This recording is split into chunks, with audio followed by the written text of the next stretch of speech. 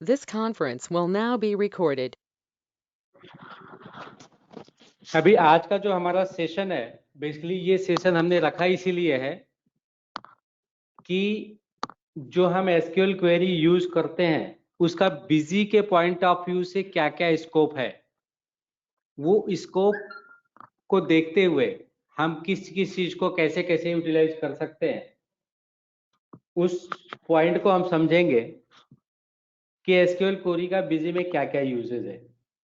आज हम plane SQL समझेंगे। प्लेन एसक्यूएल में क्या क्या चीजें होती हैं, उसको कैसे समझना है, क्या डेटाबेस का स्ट्रक्चर क्या है, कैसे होता है, वो सारी चीजें देखेंगे और फिर उसका हम प्रैक्टिकल भी करेंगे, छोटा मोटा एक एग्जांपल लेके।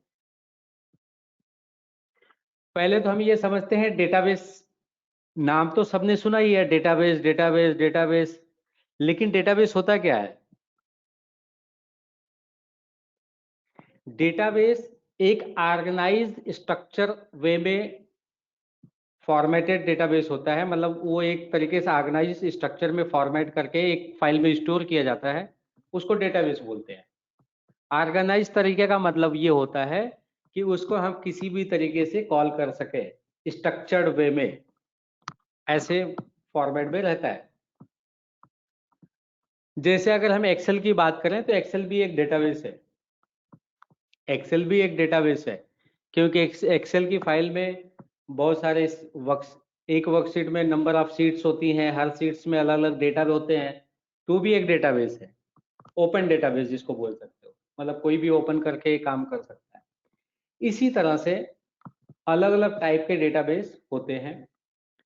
अभी बेसिकली हम बिजी से अगर बात करें, बिजी में तो दो डेटाबेस यूज करते हैं, वो आपको पता है, एक्सेस डेटाबेस और एसक्यूएल डेटाबेस।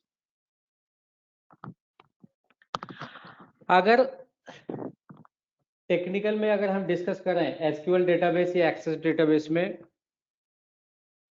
तो database is the collection of table, collection of table. अब टेबल क्या होता है? अभी जनरल लैंग्वेज में बोले टेबल तो मतलब कुर्सी या चेयर या मेज होता है, टेबल का मतलब मेज जैसे हो गया, लेकिन वो टेबल नहीं। टेबल का मतलब ये होता है एक पर्टिकुलर सेगमेंट के डेटा को रिकॉर्ड करना। अब जैसे मैं बताऊं, डेटाबेस में अगर है तो ये हो सकता है, उसमें कस्टमर का एक डेटाबेस हो सकता है, एक प्रोडक्ट का डेटाबेस हो सकता है, एक सेल बिल का डेटाबेस हो सकता है, परचेज बिल का डेटाबेस हो सकता है, टेबल हो सकता है, डेटाबेस नहीं। डेटाबेस ग्रुप ऑफ टेबल होता है, तो ग्रुप ऑफ टेबल को डेटाबेस बोलते हैं। और टेबल्स जो होता है वो सिंगल एंटिटी होता है। सिंगल एंटिटी मतलब एक टेबल के अंदर में एक पर्टिकुलर थिंग्स की मल्टीपल इंफॉर्मेशन होती है।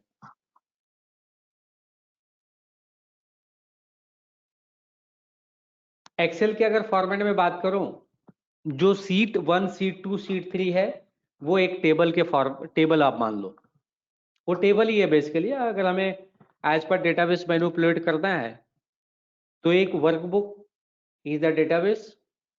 सीट जो होती है, सीट 1 सीट 2 सीट 3, वो हमारे टेबल्स हैं। टेबल्स में नंबर ऑफ रोज होते हैं और हर रोज में एक इंफॉर्मेशन होती है सिंगल एंटिटी की। और जो रोज होते हैं, रोज की फील्ड्स भी होती हैं जिसको हम कॉलम बोल सकते हैं।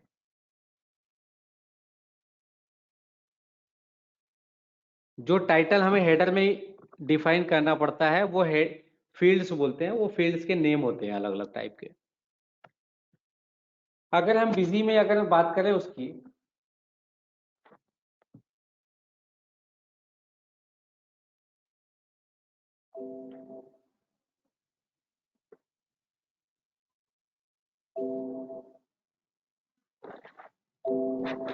अगर हम बिजी में बात करें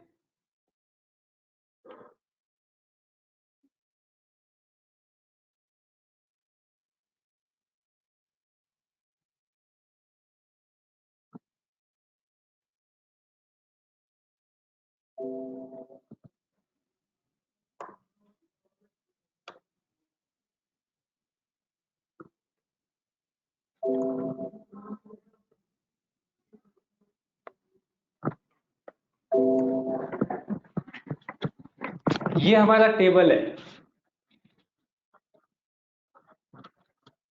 ये टेबल में ये इसकी सारी रोज है। जो ऊपर लिखा है voucher code, voucher type, date, stock update status, voucher number, voucher series code, master code 1, master code 2, ये सारे फील्ड्स है। मतलब उस पर्टिकुलर कॉलम में कौन सी फील्ड्स का डेटा है वो इंडिकेट करता है।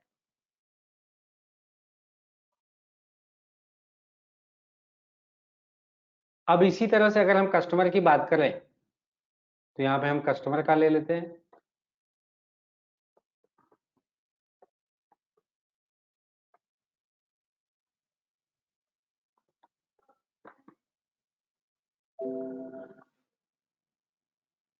अब ये जैसे डिटेल है, अब ये जो डिटेल है ये भी टेबल है।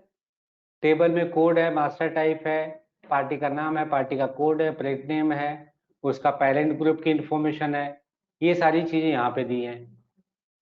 अब इसकी डिटेल अलग अलग टेबल में स्टोर्ड होती है। तो सबसे पहले हम ये देखेंगे कि डेटाबेस क्या होता है, वो हमने देख लिया। टेबल क्या होता है वो देख लिया।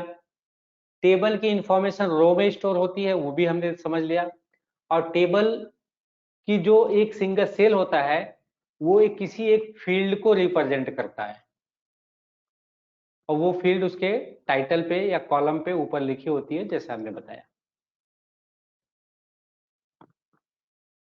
आगे हम चलते हैं। ये जैसे हमने लिखा है in simple way no any data can be fetched without SQL. कोई भी डेटा को अगर आपको रिकॉर्ड रिट्राई करना है तो आपको एसक्यूएल आना चाहिए, सेलेक्ट स्टेटमेंट आना चाहिए। पूरा ओल्ड लैंग्वेज ओल्ड स्टाइल में पहले जो है वो एसक्यूएल के बगैर भी काम हो जाता था। तो वहां पे हम सिक फंक्शन यूज करते थे तो वहां पे काम हो जाता था। जैसे हम VB6 में कुछ लाइब्रेरियां हैं जहाँ पे सेलेक्ट स्टेटमेंट नहीं यूज करते हुए भी काम कर सकते हैं, वो एक अलग बात है। लेकिन आज के टाइम पे आप बिना without SQL you can not fetch any data from the database. अब बिजी के डेटा स्ट्रक्चर की बात करते हैं तो उसमें क्या क्या टेबल्स होते हैं, क्या क्या होते हैं। और बिजी के टेबल अगर हमें देखने हैं तो हम यहाँ से देख सकते हैं। ये जो बिजी का टेबल है यहाँ पे कंट्रोल अल्ट शिफ्ट आई करेंगे। कंट्रोल अल्ट शिफ्ट आई करेंगे तो यहाँ से बिजी का टेबल्स देखने का आपको ऑप्शन मिलता है। ये जो है टेबल का नाम है। यहाँ पे उस टेबल में कौन कौन सी फील्ड्स अवेलेबल है, और बेसिकली ये इंडेक्सिंग का पार्ट है। इसके लिए यहाँ पे असेंडिंग और डिसेंडिंग का ऑप्शन आएगा तो वो आप सिलेक्ट कर सकते हैं। इंडेक्स जो यूटिलाइज होता है डेटाबेस में, इंडेक्स का मतलब होता है स्पीड के परफॉर्मेंस को इंक्रीज करना। कहीं पे भी सेलेक्ट में अगर ऑर्डर बाय क्लॉज लगा हुआ है तो ऑर्डर बाय के क्लॉज में अगर इंडेक्स आपका डेटाबेस में बना नहीं है तो उसकी स्पीड काफी पुअर रहेगी, काफी दिक्कतें आएंगी और बहुत टाइम लगेगा, 4-4 घंटा रिपोर्ट ओपन करने में लग जाएगा। जैसे बिजी में कभी कभी हम कस्टम कॉलम की रिपोर्ट बनाते हैं तो कुछ फील्ड्स ऐसी होती हैं जो ग्रे कलर में आ जाती हैं। मतलब ग्रे कलर का मतलब ये होता है कि वो स्पीड को, परफॉर्मेंस को खराब करने वाला है। उस चीज को इम्प्रूव करने के लिए आप कस्टम इंडेक्सिंग कर सकते हैं, लेकिन कस्टम इंडेक्सिंग करने के लिए आपको ये पता होना बहुत जरूरी है इसमें इंडेक्सिंग किस किस फील्ड पे करनी है, क्योंकि जिस जिस पे इंडेक्सिंग लगाई जाएगी उसी पे वो वर्क करता है। कौन से टेबल में इंडेक्सिंग लगानी है, कौन से फील्ड पे इंडेक्सिंग लगानी है, और उसकी सब इंडेक्सिंग क्या होगी वो भी वहां पे डालनी पड़ेगी।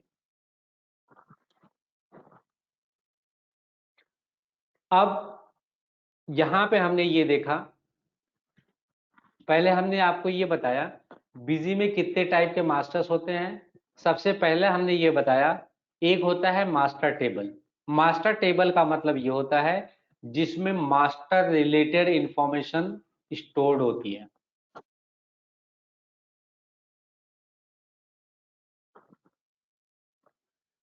सबसे मेन टेबल होता है मास्टर वन, जहां पे कोड्स, पार्टी का नाम, पार्टी का ब्रांड नेम, उसके पेरेंट ग्रुप और कुछ और भी फील्ड्स स्टोर्ड होती हैं। उसी के टाइप में एक होता है मास्टर एड्रेस इन्फो, जहां पे एड्रेस और ऑप्शनल अकाउंट और आइटम ऑप्शनल फील्ड के रिलेटेड सारे रिकॉर्ड स्टोर्ड होते हैं। एक होता है मास्टर सपोर्ट। अगर हम यहाँ पे मास्टर सपोर्ट की बात करें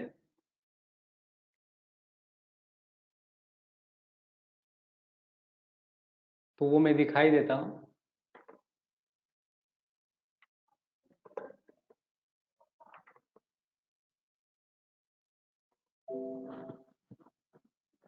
इस तरह से रिपोर्ट्स होती है।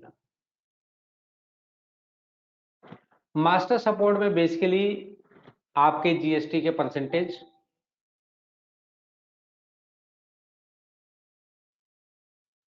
के फिगर्स होते हैं, कुछ और भी चीजें होती हैं जो यहाँ पे अवेलेबल रहती हैं।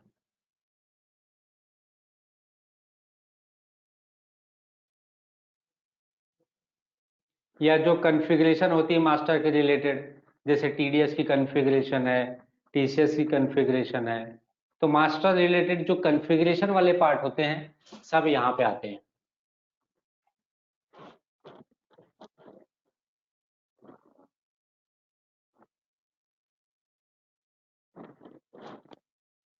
ये CM1 D1 D2 ये सब क्या था?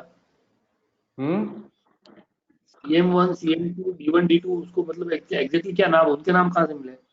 नहीं, D1 D2 जो नंबर्स होते हैं अगर उसमें कोई वैल्यूज है, जैसे आप अगर ये देखेंगे D1 D2, तो हाँ ये D2 का जो कॉलम है, हाँ अगर आप यहाँ पे देखेंगे 10 30 20, तो ये क्वांटिटी हाँ। का फील्ड होता है। अगर आप इसको वाउचर से कोरिलेट करेंगे तो आपको पता चलेगा। अच्छा आपको ऐसे पता नहीं चलेगा। जब 1125 वाले मास्टर कोड में जाएंगे तो उससे आपको इंफॉर्मेशन मिलेगी यहाँ पे हमने क्या चीज डाली हुई है। ओके। अगर 1125 किस चीज का कोड है वो भी देखना है तो यहाँ से आप देख सकते हैं। Select extra from master one where code equal to 1125। क्या है यहाँ पे? Interest other than security. हाँ ओके हाँ। अब यहाँ पे अगर हम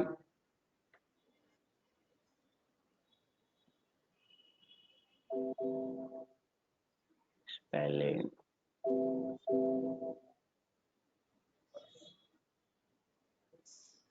INT स्पेस अदर करेंगे तो आ जाएगा। ये वो टीडीएस के मास्टर में होगा, ये वाला है। हाँ अब आपने वहां पे देखा था बहुत सारी जगह 5-5 हजार 10 20 30 पड़ा था। हाँ हाँ हाँ हाँ करेक्ट। ठीक है, तो सारी मतलब मास्टर के रिलेटेड जो एडिशनल इंफॉर्मेशन होती है, जो ऑप्शनल फीड और एड्रेस के अलावा होती है, वो सब मास्टर सपोर्ट में फीड होती है। फिर D1 मतलब TDS विथ 10 ये अपने को मालूम होना चाहिए। हाँ, तो क्या आपको करना चाहिए? ये सब समझने के लिए पहले आपको डेटा खोल के या सेलेक्ट मार के आपको कोरिलेट करना पड़ेगा, तभी आपको वो चीजें समझ में आएंगी। राइट कोरिलेट करके ओके। कोरिलेट करके आपको समझनी पड़ेगी। ओके तो इसका कोरिलेट किया हुआ कोई एक टेबल नहीं है? नहीं, एक फाइल कोरिलेट जिसको किया, देखो कोरिलेट अगर हमें करना ही है, हाँ अगर हमें कोरिलेट करना है तो अभी हम यहाँ पे करके दे देते हैं एक एग्जांपल के तौर पे। ये समझो हमने एक टेस्ट बना लिया और हमने यहाँ पे डाल दिया select star from tran one where type equal to 9, और इसमें भी हमने पूरा एम आ गया, एम प्लान आ गया। हाँ ठीक है, ये हमने 100 ट्रांजैक्शन ले ली। अब हाँ। यहाँ पे ये वाउचर कोड है। अब हमें इसको समराइज करना है कि इसमें क्या क्या इंफॉर्मेशन है। हाँ। अगर हमें समराइज करना है तो हम यहाँ से ले लेते हैं एक एक फील्ड, अभी दिखा देता हूँ। सबसे पहले हम ये लेते हैं वाउचर नंबर, फिर वाउचर डेट। अब यहाँ पे हमने कर्सर किधर गया, voucher number and date, voucher number and date ये डाल दिया, तो वाउचर नंबर और डेट पहले आ गए। अब जो वाउचर नंबर है उसके लेफ्ट साइड में स्पेस है, तो उसको भी हम यहाँ पे ट्रिम कर सकते हैं, हमने ट्रिम डाल दिया। अब जैसे ये कौन सी पार्टी का इनवाइस है, अब यहाँ पे हमें बिल नंबर लिखना है, तो यहाँ पे हम बिल नंबर लिख दिया, तो ये इधर बिल नंबर आ गया, इधर डेट आ गया। अब हमें लिखना है पार्टी का नाम। पार्टी का नाम मास्टर कोड 1 में रहता है, तो हमें अलग क्वेरी, लेकिन ये चीजें ना सब आपको डिटेल में सीखनी पड़ेगी, ऐसे क्लियर नहीं होगा। Select Right. Name from master 1 where code equal to master code 1। अब यहाँ पे इसका नाम आ गया, देखो पार्टी का नाम आ गया, हाँ। ठीक है। अब यहाँ पे हमें अगर उसके लिखना है पार्टी नेम, तो हमने डाल दिया पार्टी नेम। ये आप जितना प्रैक्टिकल करोगे उतना समझ में आएगा, नहीं तो ये समझ में आने वाला नहीं रहता। करेक्ट। ओके। ऐसे ही, अब ऐसे ही वाउचर सीरीज कोड है। अब वाउचर सीरीज कोड को अब यहाँ पे 258 लिखा है, हमें पता नहीं है, तो सेम फॉर्मूला यहाँ पे हम फिर से लगाएंगे वाउचर सीरीज कोड में। हमने क्या किया, इसको कॉपी किया, नीचे पेस्ट कर दिया, और यहाँ पे डाल दिया वाउचर सीरीज कोड। अब यहाँ पे जो है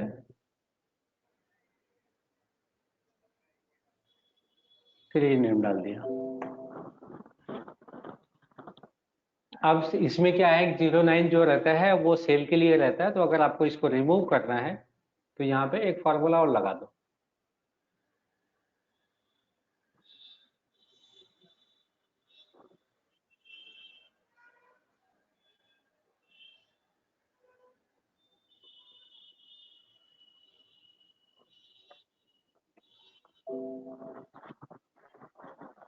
जीएसटी की सीरीज होगी।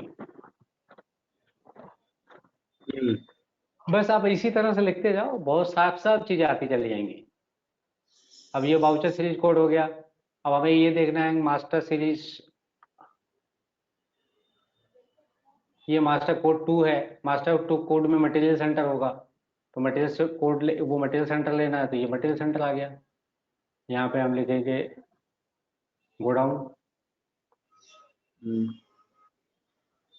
और इधर लिख देंगे मास्टर कोड 2।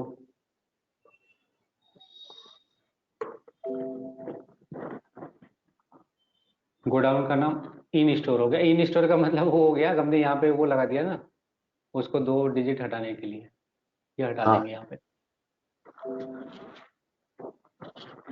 ये मेन स्टोरी था, 2 अल्फाबेट हमने गायब कर दिया था, इसके लिए वो इस तरह से आ रहा। तो इस तरह से आप मैनिपुलेट करते जाओ, जहां पे मतलब कोड होता है, और कोड को कॉल करने के लिए भी फंक्शन होते हैं। अब जैसे ये CM1 है, अब CM1 में हमें पता नहीं है क्या चीज है, लेकिन हाँ। CM1 आपको देखना है क्या है, तो वो भी हम फिर से डाल देते हैं। अब यहाँ पे डाल दिया CM1।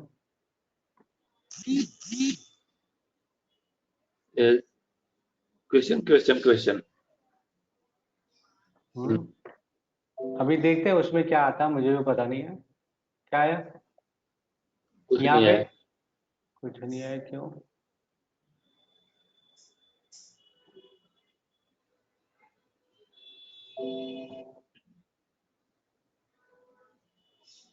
फील्ड तो दी हुई CM1 में।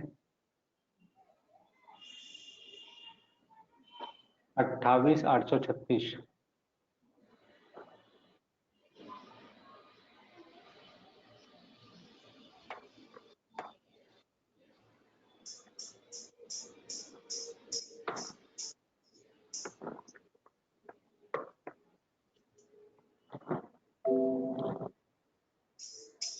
वो सेल टाइप है।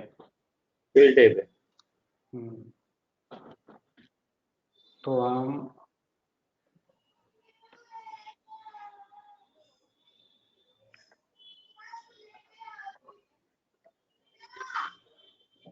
कभी कभी ये होता है, ये कन्फ्लिक्ट होता है, इसके लिए वो काम नहीं करता, तो हम क्या करेंगे, यहाँ पे ऐसे डाल देंगे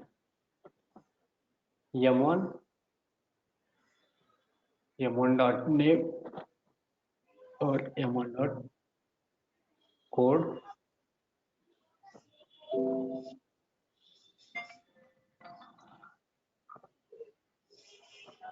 कभी कभी क्या होता है, जो फील्ड होती है वो दोनों फील्ड में इन्वॉल्व होती है, मतलब दोनों टेबल में इन्वॉल्व होती है, इसलिए ये दिक्कत आती है। हाँ, ओके। वो शो नहीं करता है। तो हम यहाँ पे T1 डाल देते हैं। अब इसको हम T1 डॉट कर देते हैं। ठीक है, तो कौन सा सेल टाइप में सेल हुआ है वो चीजें यहाँ पे आ गई। तो इसी तरह से बहुत सारी चीजें होती हैं, और एसक्यूएल क्वेरी एंडलेस है, आप डालते जाओगे, बहुत सारे कमांड है। राइट। ठीक है, ये तो मैंने एक सिंपल बता दिया आपको। हाँ। अब हम फिर से वहीं पे आ जाते हैं प्रेजेंटेशन पे। सबसे पहले हमने ये बताया आपको कि मास्टर टेबल के लिए master 1 table, master address info table, master support table. ऐसे ही ट्रांजैक्शन के लिए आपको tran1, tran2, tran3, tran4 use करना है। tran1 में आपका मास्टर टेबल होता है, जहां पे इनवाइस कौन सी पार्टी का है, हेडर वाला पार्ट सारा आ जाएगा, हेडर और फुटर वाला। बॉडी वाला पार्ट मतलब आइटम के इंफॉर्मेशन वाला पार्ट नहीं आएगा उसमें। हेडर के पार्ट में क्या आता है, अभी जो हमने एसक्यूएल क्वेरी से दिखाया था, इनवाइस नंबर, इनवाइस का डेट, पार्टी का नाम, मटेरियल सेंटर का नाम, कितने वैल्यू का वो, कितने वैल्यू का बिल है, और उसमें टैक्सेबल अमाउंट क्या है। ये सारी चीजें ट्रांसफर में आ जाती हैं। आपको उस पर्टिकुलर ट्रांजैक्शन में कौन सा अकाउंट डेबिट हुआ, कौन सा क्रेडिट हुआ है, वो अगर चेक करना है तो वो आपका ट्रांस2 में आएगा, और आइटम की इंफॉर्मेशन भी ट्रांस2 में आएगी।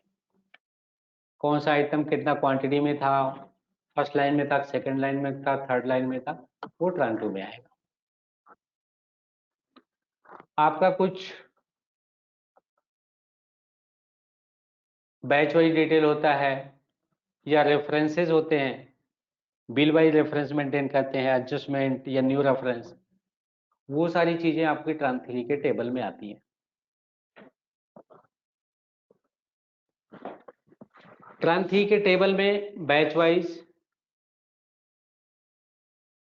न्यू रेफरेंसेस, एडजस्टमेंट, किसी भी टाइप का, वो पेमेंट हो, रिसीट हो, जर्नल हो, contract, debit note, credit note, cell purchase, कोई भी हो, तो सारी चीजें ट्रांस3 में आएंगी, जो रेफरेंस मैनेजमेंट का काम करती हैं। इवन की जॉब वर्क भी आता है, वो भी रेफरेंसेज ये क्रिएट होता है। जो भी चीजें क्रिएट होती हैं और एडजस्ट होती हैं, वो सारी चीजें ट्रांस3 में ही आती हैं। पैरामीटर भी इसमें आएगा? पैरामीटर नहीं आएगा, पैरामीटर के लिए अलग टेबल होती है। एक होता है ट्रांसफोर। ट्रांसफोर में ओपनिंग इंफॉर्मेशन आती है बाइफरकेटेड। ट्रांसफोर में ओपनिंग इंफॉर्मेशन बाइफरकेटेड होके आती है। जैसे अगर आपका एक आइटम का ओपनिंग स्टॉक समझो 100 पीस है, तो वो 100 पीस फोलियो 1 में जाता है, लेकिन वो 100 पीस आपके 3 गोडाउन में पड़ा हुआ है, अलग अलग गोडाउन में, तो गोडाउन वाइज जो स्टॉक है वो आपका ट्रांसफोर में जाएगा। ये सारी चीजें हमने नोट नहीं की है, मतलब इस तरह से, ये तो हमें प्रैक्टिकल करते करते वो चीजें समझ में आती हैं। कौन सा चीज कहाँ पे जाती है कहाँ पे नहीं जाती है। शायद मुझे ये भी लगता है चीजों को याद करने से उतनी जल्दी नहीं आती जितने हम प्रैक्टिकल करके उसको याद कर सकते हैं।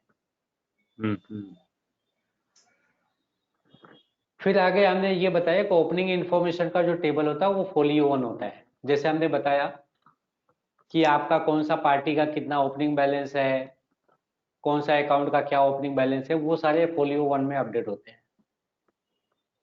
लेकिन उसकी सब इंफॉर्मेशन जो होती है वो ट्रांसफॉर में जाती है। सब इंफॉर्मेशन जैसे हमने बताया कि आइटम का अगर ओपनिंग बैलेंस 100 है लेकिन वो 100 3 मटेरियल सेंटर में डिवाइडेड है, तो मटेरियल सेंटर वाइज आपको ट्रांसफॉर में मिलेगा और कंबाइन आपको फोलियो 1 में मिलेगा।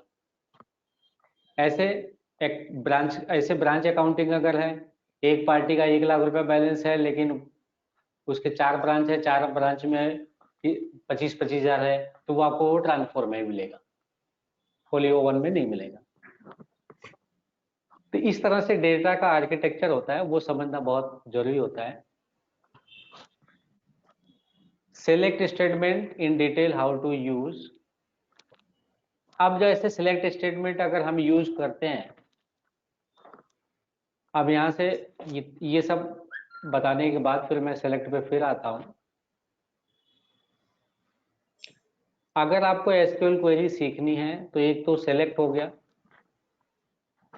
सिलेक्ट का मतलब ही होता है, अगर आप नॉर्मल लैंग्वेज में बात कर रहे हैं तो सिलेक्ट का मतलब ये हुआ, मतलब हमने इसको सिलेक्ट कर लिया। सिलेक्ट का मतलब चूज करना, मतलब बहुत सारी चीजें पढ़ना है उसमें से थोड़ा सा फिल्टर करके निकालना। तो सिलेक्ट का मतलब वही हो गया कि हमको क्या उसमें से निकालना है। सिलेक्ट हमने लिखा, अब उसमें क्या निकालना है वो हमें इसके बाद लिखना है। अगर हमने स्टार दे दिया तो मतलब सब कुछ निकालना है। स्टार का मतलब हमें सब कुछ, वाइल्ड कार्ड हो गया, डास कमांड में भी स्टार आता है, तो स्टार का मतलब सब कुछ, पूरा का पूरा। अगर हमें कोई फील्ड दे दी, हमें नेम चाहिए और पेरेंट ग्रुप चाहिए। क्या क्या निकालना, नेम निकालना है, पेरेंट ग्रुप निकालना है। तो हमें सेलेक्ट तो करना है, फिल्टर तो करना है, क्या करना है, नेम और पेरेंट ग्रुप। फिर दूसरी इसके बाद आता है किधर से निकालना है, कहां से निकालना है। तो यहां पे आपका फिर टेबल का नाम आएगा। कहां से निकालना है मतलब ये हो गया फ्रॉम टेबल का नाम, कौन से टेबल से निकालना है। अब हमने यहां पे दे दिया मास्टर 1।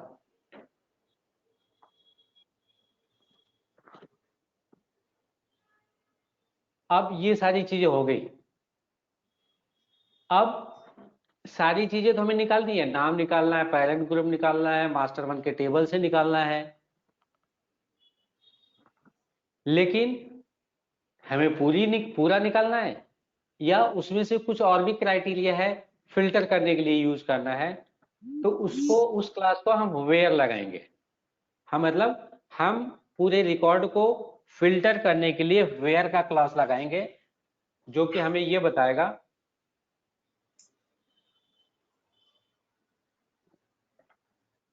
मतलब एक कंडीशन। मैसेज आ रहा है, वो बोल रहे हैं कि मास्टर 1 हम कैसे फाइंड आउट करेंगे। अभी भी इसके पहले हमने आपको ये बताया था कि आपको कोई भी टेबल चेक करना है तो control alt shift I press करके यहाँ पे टेबल चेक कर लेंगे। ये चीजें हम पहले बता भी दिए हैं, अभी शायद 5-6 मिनट हुआ होगा। तो यहाँ पे सारे फील्ड मिल जाते हैं आपको जो भी चाहिए, तो मैं रिपीट कर दिया इसको, तो आप यहाँ से सेलेक्ट करके ले सकते हैं। अब फ्रॉम मास्टर 1 हमने डाल दिया, तो मास्टर 1 के बाद भी अगर हमें कोई चीज इसमें इस तरह से करनी है, कोई क्राइटेरिया फिल्टर का लगाना है, फिल्टर का क्राइटेरिया लगाने का मतलब ये होता है वेयर क्लास यूज करेंगे। वेयर मतलब सिलेक्ट, नाम भी सिलेक्ट करना है, पेरेंट ग्रुप सिलेक्ट करना है, मास्टर 1 के टेबल से सिलेक्ट करना है, और किस किस क्राइटेरिया से सिलेक्ट करना है उसके लिए हम वेयर लगाएंगे।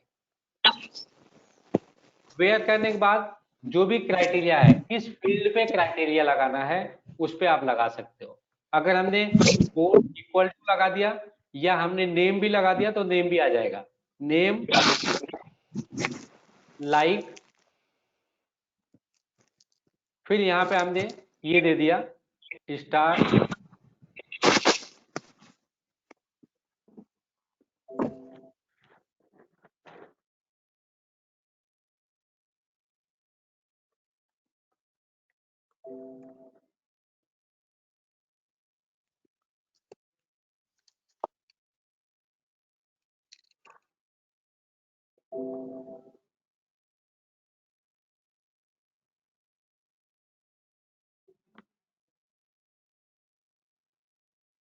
नेम इक्वल टू,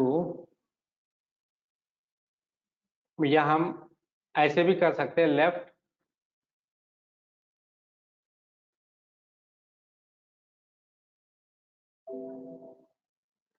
जितने भी सी से चालू होने वाले हैं वो यहाँ पे आ गए। हमने दे दिया first letter should be C, यहाँ पे फर्स्ट लेटर अगर हमने बी डाल दिया तो बी का आ जाएगा। अब इसमें से हमें केवल वही मास्टर चाहिए जो आइटम के हैं, तो हम यहाँ पे क्वेरी लगाएंगे मास्टर टाइप इक्वल टू 6। ये कुछ चीजें हैं जो आपको याद करनी पड़ेंगी। पार्टी के लिए कौन सा मास्टर टाइप होता है, आइटम के लिए क्या मास्टर टाइप होता है, सेल्स के लिए वाउचर टाइप क्या होता है, परचेज के लिए क्या वाउचर टाइप होता है, वो कुछ चीजें जो है आपको नोट करके रखनी पड़ेंगी और धीरे धीरे प्रैक्टिकल करेंगे तो वो सारी चीजें याद हो जाएंगी। ये पूरे मास्टर के नाम है और प्रोडक्ट मास्टर है। ये हमारा जो था ये हमने बताया सिलेक्ट कैसे काम करता है और सिलेक्ट में हमें कैसे यूटिलाइज करना है। तो हमने सिंपल ये बताया सिलेक्ट और फ्रॉम और वेयर, तीन चीजें मेन होती हैं जो आपको लगानी रहती है। अब हम एसक्यूएल क्वेरी के बारे में थोड़ा आगे बढ़ेंगे कि इसमें क्या क्या चीजें होती हैं। Select statement in detail, how to use, type of SQL, type of SQL as per Busy, Busy के अकॉर्डिंग टाइप ऑफ एसक्यूएल जो होते हैं वो हम देखेंगे, ना कि प्रोग्रामिंग लैंग्वेज में टाइप ऑफ एसक्यूएल एक अलग अलग चीज होती है, पीएल एसक्यूएल होता है, ट्रांजैक्ट एसक्यूएल होता है, वो नहीं, हम बिजी में कितने टाइप के एसक्यूएल लगा सकते हैं वो देखेंगे। एक होता है डायरेक्ट एसक्यूएल,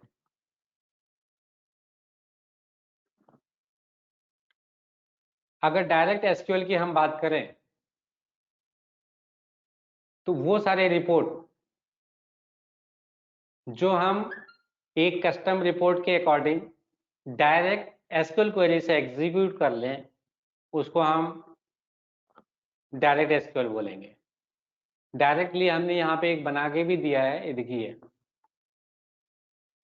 ये भी ट्रांस वन का ही टेबल है। हमने वाउचर वन को वाउचर ले लिया, वाउचर के बाद डेट ले लिया, फिर सेल परचेज अकाउंट जो डेबिट होता है क्रेडिट होता है वो ले लिया एज ए सेल अमाउंट, फिर आपका टोटल अमाउंट ले लिया, और फिर हमने क्या डाला कि कौन सा पार्टी को आपका देखना है, जिस पार्टी को देखना है उस पार्टी की पूरी ट्रांजेक्शन आ जाएगी।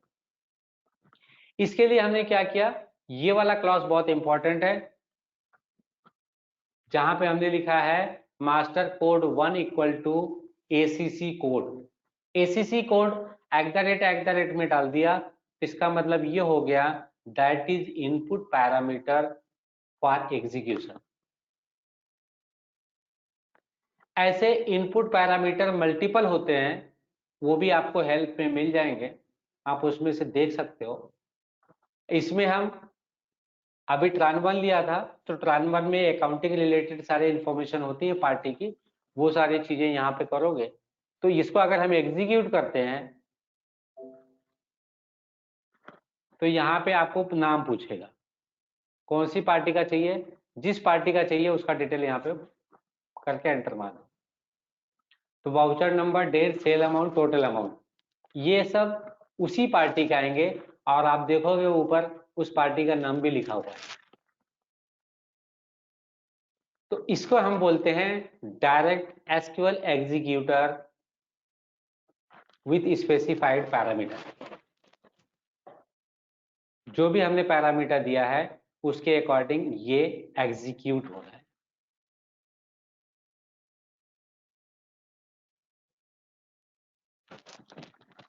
ये एसक्यूएल आप अलग अलग तरीके से भी बना सकते हैं,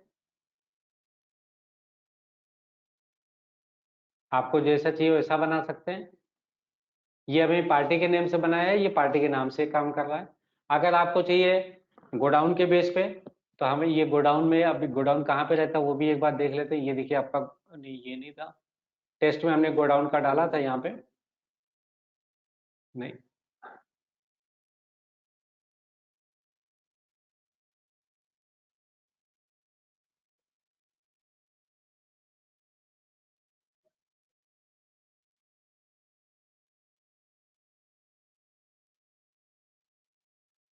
मैं एक बार चेक कर लेता हूँ।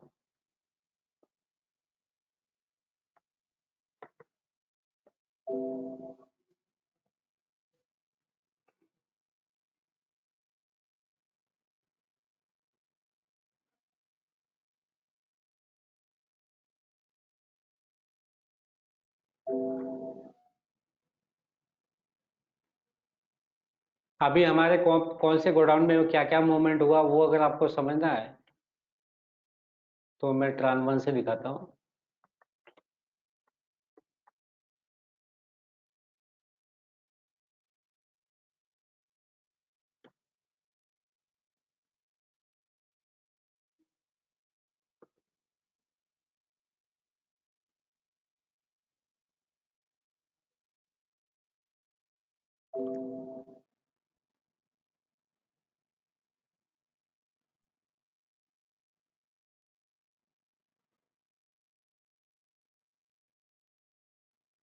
टू 201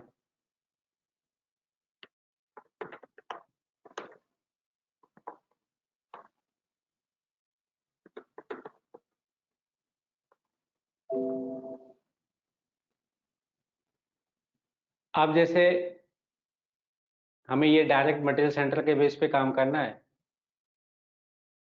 तो हम यहाँ पे डाल देंगे मास्टर कोड 2, तो ये मटेरियल सेंटर के बेस पे काम करेगा। यहाँ पे एमसी कोड आ जाएगा।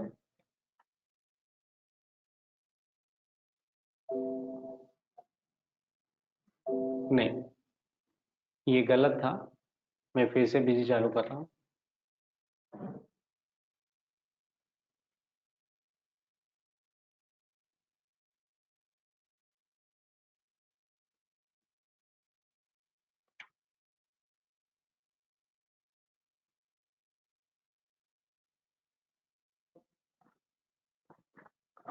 तो डायरेक्ट एसक्यूएल का भी जैसे हमने बताया कि आप डायरेक्ट पैरामीटर लगा के उसको रन कर सकते हो, और इसके कुछ लिमिटेड कोड्स होते हैं, वो कोड भी मैं आपको दिखा देता हूँ क्या क्या उसमें पैरामीटर्स होते हैं जो आप चेक कर सकते हो।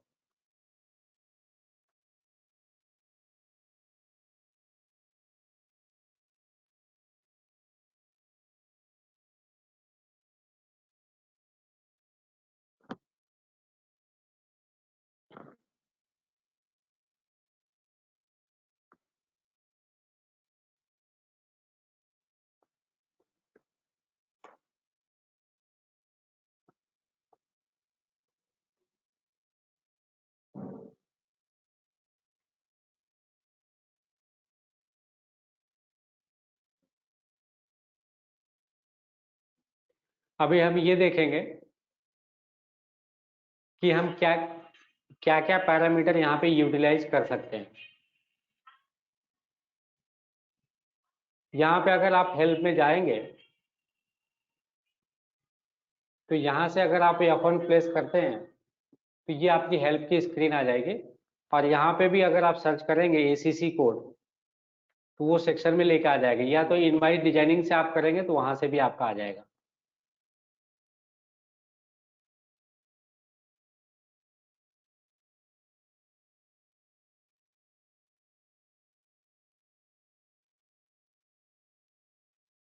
ये सारे फील्ड हम यूज कर सकते हैं।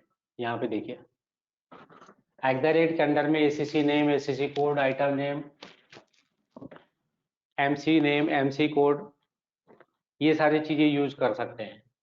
हमने ये MC नेम जो डाला था वहां पे अगर डालेंगे तो चलना चाहिए था, जो कि नहीं चला था। एक बार हम फिर से देखते हैं। ये MC कोड था, यहाँ पे हमें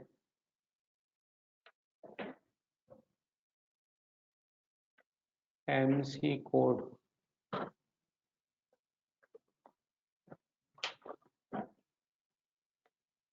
अभी बंद हो जाएगा, मैं इस पे नहीं रन करता हूँ।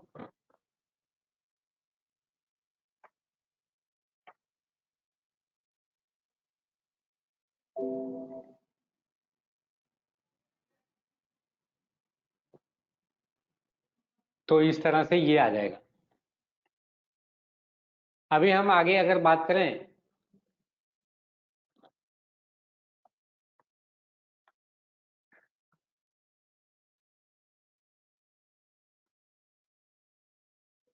सर आवाज आ रही है? हाँ जी आ रही है। ठीक है। ये मेरी स्क्रीन शायद हैंग हो रही है, इसके लिए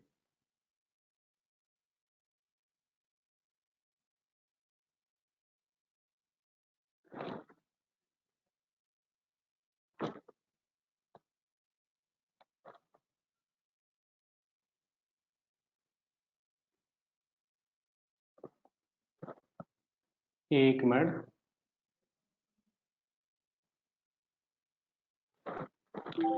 फिर अगर हम इसकी बात करें यहाँ पे,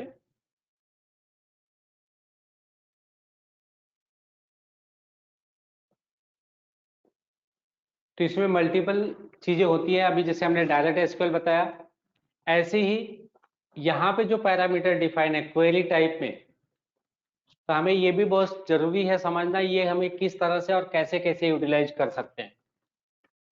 जैसे डायरेक्ट एसक्यूएल का हमने आपको एग्जांपल दे दिया, वैसे ही अकाउंट मास्टर और आइटम मास्टर पे भी आप काम कर सकते हैं। अकाउंट मास्टर और आइटम मास्टर जो होते हैं वो आपको लेबल डिजाइन करने के लिए काम में आते हैं। लेबल में अगर कोई फील्ड अवेलेबल नहीं है तो वो फील्ड यहाँ से आप डिजाइन करके डाल सकते हैं। ये उतना ज्यादा यूज में नहीं आता है, लेकिन आपकी ये वाली fields item master account master वो ज्यादा यूज में नहीं, क्योंकि लेबल डिजाइनिंग बहुत कम यूज में आती है। ये नीचे जो इंफॉर्मेशन है, वाउचर हेडर, ग्रैंड टोटल, सब टोटल, ये सारी डिटेल आपको इनवाइट डिजाइन करते वक्त एसक्यूएल क्वेरी डालने में काम में आती है। कोई बोलता है हमें डिस्क्रिप्शन का टोटल डालना है, कोई बोलता है डिस्क्रिप्शन 2 का टोटल डालना है, तो वो सारी चीजें आपको यहाँ से हो जाएंगी। पहले आपको टोटल डालना है तो पहले आप यहाँ से डाल के चेक कर लोगे कैसे डालना है। सबसे पहले हमने यहाँ पे डाल दिया सिलेक्ट,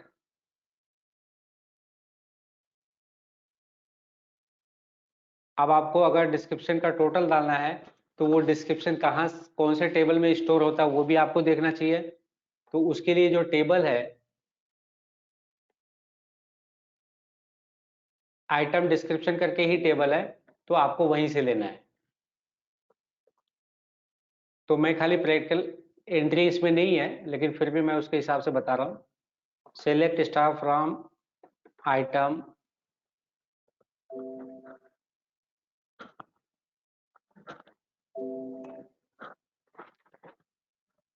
अब ये डिस्क्रिप्शन 1, डिस्क्रिप्शन 2, डिस्क्रिप्शन 3, डिस्क्रिप्शन 4 ये सब दिया हुआ है। तो अगर कोई कॉलम का आपको टोटल मारना है तो आपको क्या करना है, select sum of description 1 from item description where voucher code equal to voucher code. केवल इतना ही लिखना है, वो ऑटोमेटिक टोटल आ जाएगा। और यहाँ से सिलेक्ट करना है वाउचर हेडर इन्वेंट, आपको प्रिंट जहाँ पे कराना है उसके अकॉर्डिंग यहाँ पे सिलेक्शन करना है। आपको हेडर या फुटर में प्रिंट कराना है तो वाउचर हेडर लेना है, आपको ग्रैंड टोटल में प्रिंट कराना है तो ग्रैंड टोटल लेना है, सब टोटल में कराना है तो सब टोटल लेना है। तो यहाँ से अगर ये चीजें हम इस तरह से डाल देंगे तो डिस्क्रिप्शन 1 में अगर कोई न्यूमेरिकल फील्ड होगी उसका टोटल आपको मिल जाएगा। ये आप खुद प्रैक्टिकल करके देख लेना, कोई दिक्कत आया तो आप लोग फोन कर सकते हैं। डिस्क्रिप्शन वो 1 की जरूरत कब पड़ती है, जब हमें कोई ये बोलता है कि हमको नेट वेट और टेयर वेट चाहिए, ग्रॉस वेट और नेट वेट। नेट वेट पे रेट लग के मल्टीप्लाई होके अमाउंट आता है, और ग्रॉस वेट हमें खाली इंफॉर्मेशन के लिए बिल में टोटल चाहिए। तो बिजी में इस तरह से कोई इंफॉर्मेशन नहीं है, तो उसको हम डिस्क्रिप्शन में डलवा के टोटल डलवा देते हैं, और वो टोटल ऑटोमेटिक बिल में आ जाता है।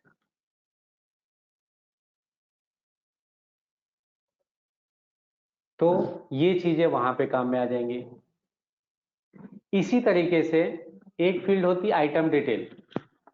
ये भी इनवॉइस प्रिंटिंग में ही यूटिलाइज की जाती है।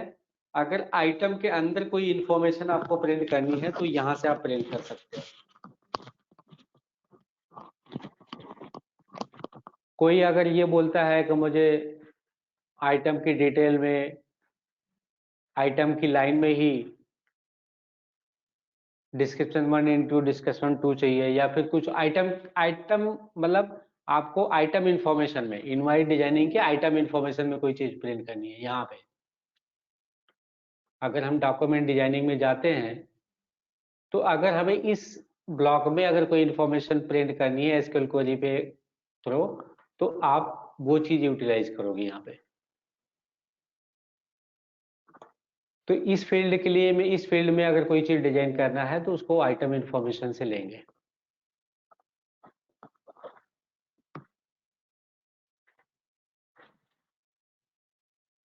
ऐसे ही आइटम डिटेल है, बिल सन्ड्री डिटेल है। कोई चीज बिल सन्ड्री वाले इंफॉर्मेशन में प्रिंट करनी है तो बिल सन्ड्री डिटेल ही यूटिलाइज करेंगे।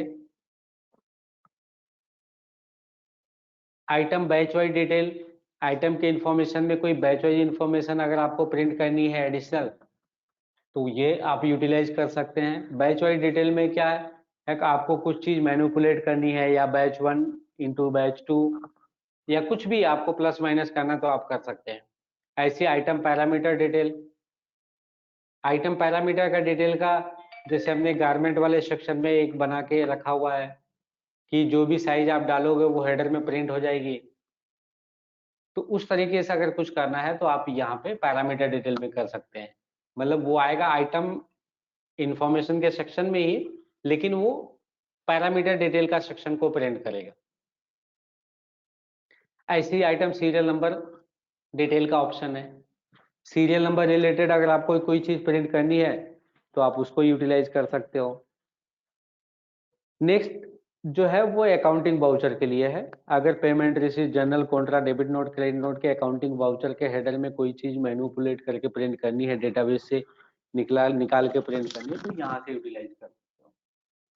और ये प्रिंट करने में मतलब वही फील्ड होती है जो आपके पास इजीली अवेलेबल नहीं होती है, या उसको इजीली मैनिपुलेट करके लेके आया जाता है, उस चीज को आप प्रिंट करते हैं। ये अकाउंट डिटेल है। बॉडी के सेक्शन में अगर आपको कोई फील्ड अवेलेबल नहीं है तो अकाउंट डिटेल के फील्ड से आप ले सकते हो। इसी तरह से हर एक चीजें दी हुई है, एक एक चीज करके आप थोड़ा थोड़ा ट्राई करोगे तो थोड़ा आगे आप बढ़ सकते हो। ऐसी बारकोड के लिए है। अब बारकोड है, बारकोड में हमें कब यूज होता है, जब हमें ये लगता है, कोई पार्टी अगर ये बोलती है कि हमारी जो परचेज प्राइस है, परचेज के पहले 999 आ जाना चाहिए और लास्ट में भी 999 आ जाना चाहिए, बाकी बीच में हमारा प्राइस है। अब जैसे अगर हमारा प्राइस समझो, अभी जैसे हमारा प्राइस यहाँ पे दिख रहा है, समझो 450 है, तो कस्टमर क्या करता है, यहाँ पे 999 आ जाए और और इधर 999 आ जाए, या कुछ और फिगर बोलता है। आप एक काम करो, यहाँ पे भी एक डमी 45 डाल दो, इधर भी एक 45 डाल दो। हमें पता है कि स्टार्टिंग के दो और लास्ट के दो वो डमी कैरेक्टर्स है। तो इस तरह से अगर कुछ करना होता है तो फिर बारकोड आप इस तरह से एसक्यूएल क्वेरी यूटिलाइज कर सकते हो, या कोई फील्ड को मैनिपुलेट करके प्लस माइनस करके तोड़ फोड़ के अगर कोई चीज बनानी है तो ये आप यूज कर सकते हो।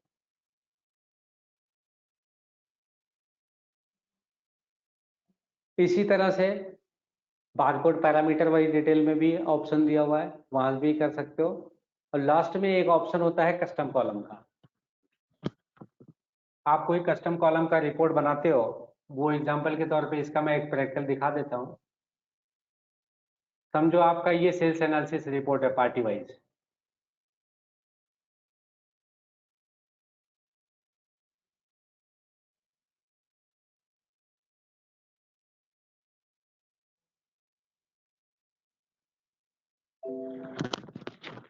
ये सारे बिल है। अभी ये बिल के ऊपर हम अगर एंटर मारते हैं तो इसमें टोटल 7 बिल है। इस बिल में टोटल 7 बिल है। लोग अगर ये बोलते हैं मुझे इसके अंदर कितने बिल है, वो बिल अगर हमें राइट साइड में यहीं पे दिख जाए तो फिर हमारा काम हो जाए। मतलब अंदर जाके 7 बिल देखने की जरूरत नहीं है, राइट साइड में ही हो जाए। तो फिर हम क्या करेंगे, यहाँ पे एक छोटा सा एसक्यूएल क्वेरी डालेंगे।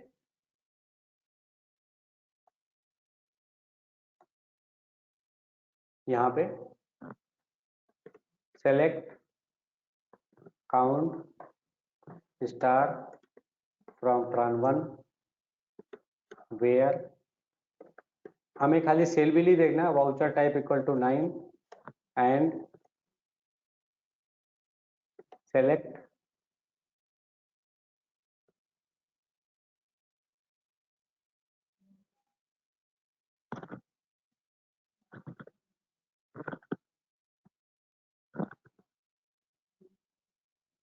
एंड यहाँ पे फिर आएगा आपका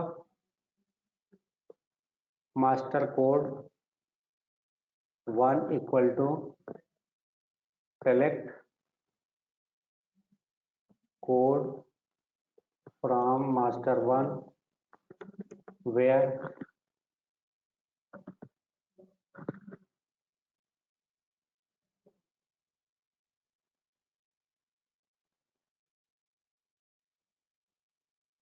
name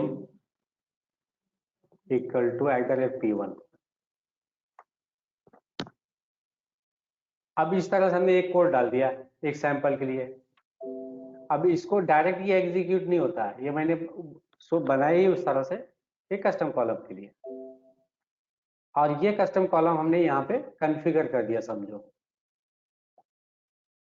data checklist priority wise standard all item.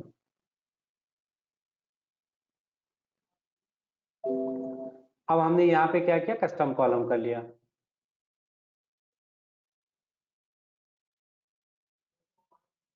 ये हमने ये कस्टम कॉलम पे क्लिक कर लिया। यहाँ पे हमने डाल दिया टेस्ट, यहाँ पे डाल दिया वाउचर क्वांटिटी, लास्ट न्यूमरिक 10, यहाँ पे एसक्यूएल क्वेरी डाल दिया, यहाँ पे कस्टम डाल दिया, और यहाँ पे आपका पार्टी का नाम F1 में है तो ये F1 डाल दिया। फिर से हमने वही वाउचर ओपन करेंगे और यहाँ पे टेस्ट लेंगे।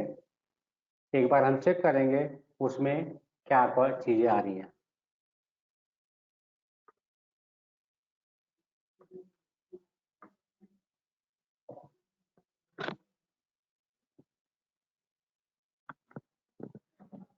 हम एस्केप कर देते हैं, यहाँ पे टाइम ज्यादा लग रहा है। आप देखो हमने यहाँ पे डाला है इस पार्टी का 7 बिल है। एंटर करेंगे तो आपको 7 बिल ही दिखाएगा। ये देखो नीचे लाइन भी है, रो है।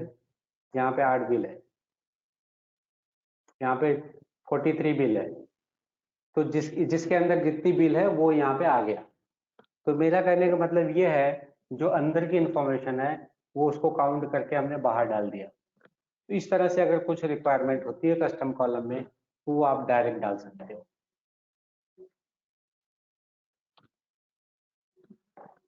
एसक्यूएल क्वेरी का सारा प्रैक्टिकल के बेस पे ही डिपेंड करता है कि आप कितना उसमें काम कर सकते हो। अदरवाइज तो ट्रेनिंग ही रह जाती है, फिर काम नहीं होता है। अब मुझे आप लोगों में किसी को कुछ क्वेरी है इसके बारे में?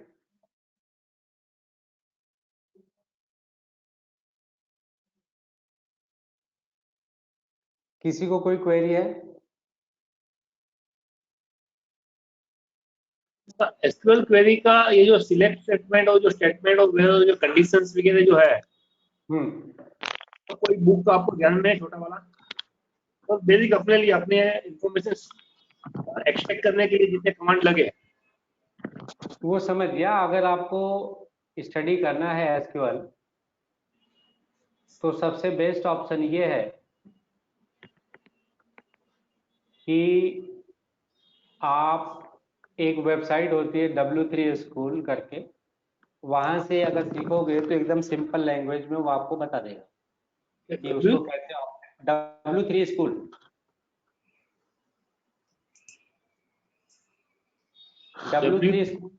W3 स्कूल देखो, एसक्यूएल W3 स्कूल करके डालोगे तो यहाँ पे आ जाएगा।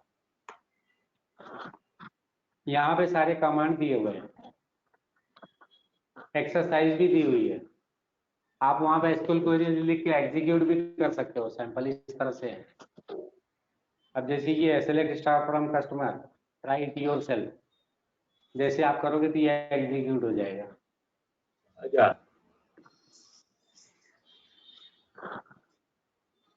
तो यहाँ से आप प्रैक्टिकली चेक कर सकते हो। ओके।